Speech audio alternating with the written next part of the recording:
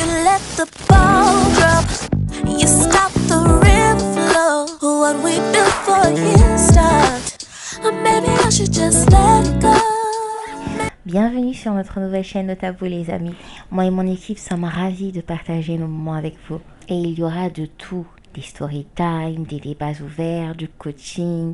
Nous serons là pour vous comme vous serez là pour nous. Alors le thème d'aujourd'hui c'est l'abus de confiance, accompagné d'une histoire vraie. Donc aujourd'hui, moi et ma coéquipière décidons de la raconter car ce sont des faits qui existent bel et bien dans notre société malheureusement. Donc le but c'est de sensibiliser les personnes et surtout prêter attention. L'idéal c'est pas de juger, pas d'avoir des mauvais commentaires, pas de pitié surtout parce que les faits se sont déjà produits et il n'y aura jamais de retour en arrière. Alors là, jamais. Ce qu'il faut aujourd'hui, c'est en tirer une bonne leçon et surtout beaucoup réfléchir avant de faire confiance ou de donner confiance à son entourage, que ce soit les amis ou la famille. Ce mot-là, il est si court, mais il est énorme. C'est parti les amis. Les amis, c'est l'histoire de Rama. Elle est originaire du Sénégal et de la Guinée. Elle a aujourd'hui 23 ans. Rama a vécu des calvaires dans son passé, des vertes et des famures. Mais aujourd'hui, elle est forte et se doit de l'être. Rama est la plus âgée de chez elle. Elle a un petit frère et 3 petites sœurs. En tant qu'aînée, son rôle était de donner le meilleur exemple. Ils vivaient très bien, c'était une famille tout simplement heureuse. Ils avaient tout pour être heureux. Et là, l'arrivée inattendue d'un oncle qui est apparu dans leur vie. Et ce dernier était amené à vivre avec eux. Cette personne qu'on va nommer Alpha cherchait à avoir la confiance de tout le monde, que ce soit la mère, le petit frère, le père et Rama en question. Il faut savoir qu'à ce moment-là, Rama n'avait que 9 ans et son petit frère 7. Ils étaient dans leur monde de petits-enfants. C'étaient des innocents qui n'ont jamais rien demandé à personne. Rama, de son jeune âge, trouvait ça très bizarre. Ce rapprochement du jour au lendemain, se rapprocher du jour au lendemain comme si c'était de véritables sœurs et frères. Son oncle qui commençait à être ambigu avec elle, elle réfléchissait beaucoup, mais ne trouvait jamais de réponse à ses questions. Un jour, en jouant avec son petit frère aux billes, son oncle débarque dans le salon, sans lâcher du regard Rama. Il avait déjà quelque chose derrière la tête. Mais il fallait qu'il se débarrasse de son petit frère qui devait normalement partir au foot 30 minutes après.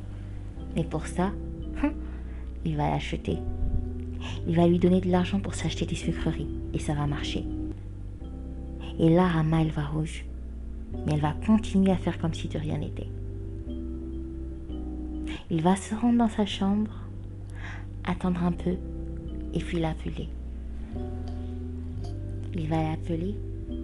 Il va lui demander si elle sait tenir des secrets, si elle sait garder des secrets, et elle répondra oui. Ce que je n'ai pas précisé les amis, c'est qu'à cette époque-là, Facebook et MSN étaient les réseaux sociaux entre guillemets à la mode. Donc pour parler avec ses camarades ou même ses amis, tout le monde passait par là. Rama s'était créé en tout cas un Facebook à partir de l'adresse email de son oncle.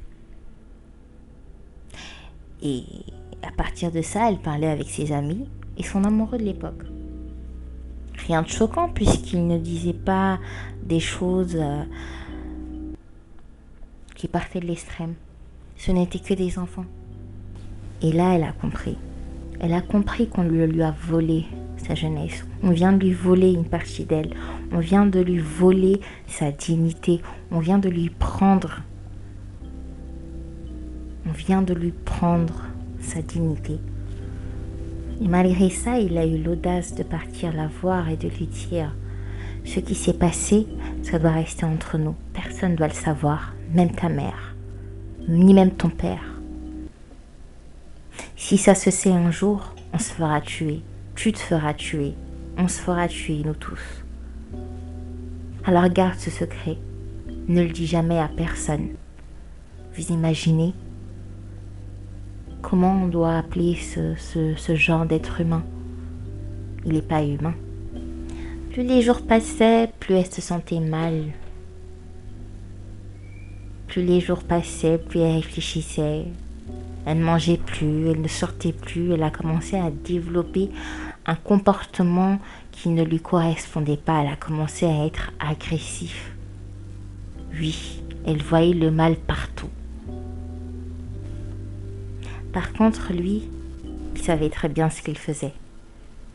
Il avait acheté, il avait gagné la confiance de sa mère, il avait gagné la confiance de son père.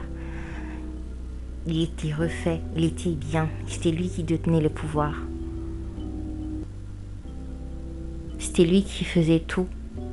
On pouvait tout lui dire, parce qu'il était tout le temps là. Il était toujours là, il a toujours été là pour eux. Le problème, c'était que c'était juste pour une seule et bonne raison, avoir Rama pour lui tout seul. Et oui, parce que bien évidemment, ils les avaient achetés, ses parents. Il faisait tout à la maison. Il achetait des objets électroniques, il pouvait faire les courses. On pouvait lui demander tous les services du monde. Il était là, il était prêt à le faire. Et en échange, il avait Rama. Et vous savez ce qu'il a fait? Cerise sur le gâteau, quand il avait payé le téléphone de Rama et que il payait aussi son abonnement, mais il avait le contrôle sur tout ce qu'elle faisait. C'est grave. Ce genre de situation, on les voit que dans les films. On oublie la réalité. Pourtant, c'est des faits qui existent, les amis. Ce sont des faits qui sont là tous les jours. Il y a des ramas dehors. Il y a des ramas encore qui pleurent. Il y a des ramas qui crient à l'aide. Mais on ne les entend pas parce qu'elles n'en parlent pas. Elles n'en parlent pas. Elles ne peuvent pas en parler. C'est la honte. Nous arrivons à la fin de la première partie de l'histoire de Rama, les amis. Une histoire très émouvante, très triste. On n'en est qu'au début. Je vous reviendrai très vite avec la suite de cette histoire. Je vous souhaite en tout cas de passer une bonne journée si c'est pendant la journée, une bonne soirée si vous la regardez pendant la soirée et une excellente fin de semaine avec nos tabous. You let the ball drop, you stop the river flow. What we built for years stopped. Or maybe I should just let it go.